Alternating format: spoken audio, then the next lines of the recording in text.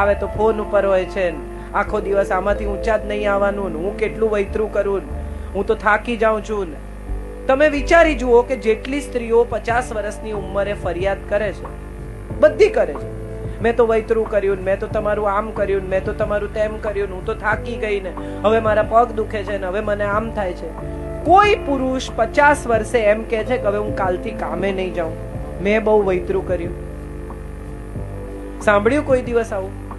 કે કોઈ પુરુષ એમ કે હવે કાલથી હું નહીં કમાઉં, મેં 50 વર્ષ બહુ કામ કર્યું, હવે બીજા લોકો કરે. જે પુરુષ ઘર બાંધે છે 2 બેડરૂમનું, 3 બેડરૂમનું, 4 બેડરૂમનું, એ પુરુષ ઘરમાં કેટલા કલાક રહે છે?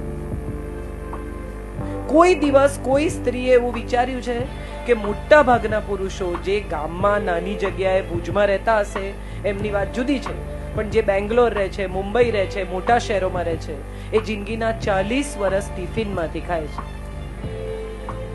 તમે ગરમ જમી શકો, તમારો પરિવાર ગરમ જમી શકે, તમારા પરિવારને સગવડ મળે, સંતાનો સારી રીતે જીવી શકે, એને માટે એક પુરુષ કેટલી સ્ટ્રગલ કરે છે, કેટલો સંઘર્ષ.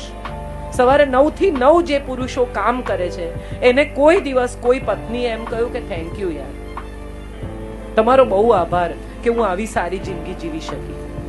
આ દાગીના, આ સાડીઓ, આ ઘર, આ સલામતી, આ પ્રેમ, આ સન્માન, આ સંતાનો, બધા માટે તમારો આભાર. આવું આપણે કોઈ દિવસ આપણા જીવન સાથીને કહીએ છીએ?